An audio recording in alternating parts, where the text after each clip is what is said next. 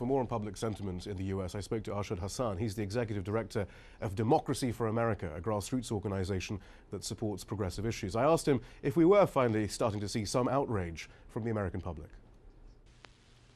I think so. I think for a while, many of us thought, well, of course, we must be able to pass something.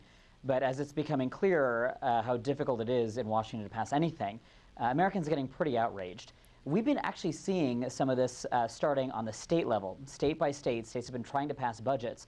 And what that's prompted in some of the budgets that have been passed are protests in the street. So this is happening at a national level. We may see that happening, more protests at a national level. Right, but the perception has been, though, that much of the outrage that we've witnessed is actually from the right wing in America. And indeed, some of those on Capitol Hill, from the Tea Party wing of the Republican Party, think that they are simply serving their constituents as they lobby for cuts to Social Security, Medicare and spending without any revenue increases. Well, for the most part, most Americans really do believe that there needs to be some sort of compromise and that we must raise the debt ceiling. So whether you're in, a liberal area or a conservative area, people understand that there is a real economic risk to this, or at least most people do. And there is a small but very vocal minority of people, Tea Party, call them what you will, who have been very stubborn about this entire thing. For the most part, Americans really do want to reach some sort of compromise.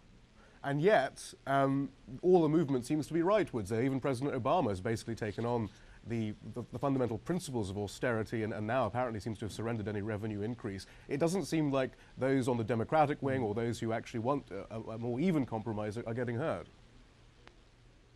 Well, I think that if Democrats really believe that there aren't progressives, liberals, people who are a little bit more on the left, if Democrats believe that there isn't a lot of energy there, they just need to take a look at what's been happening at some of the state-level fights. In Wisconsin, not only were there protests on the street, but we are literally in the process of recalling elected officials before the 2012 elections and throwing them out of office. The same thing will happen in Ohio.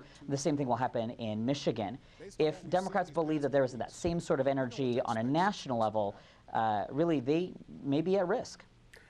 Is part of the problem then, do you think, how these issues are being covered, and perhaps it's easier to explain austerity and some metaphor about household spending or something rather than explaining the concept of spending in order to reduce the deficit in the long term?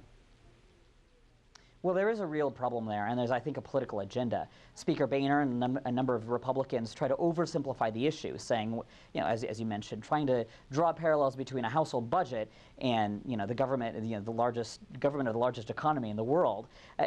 Quite frankly, household budgets don't have to deal with Social Security, infrastructure improvements, and so on. All of these things are at risk if the government doesn't pass a debt ceiling increase.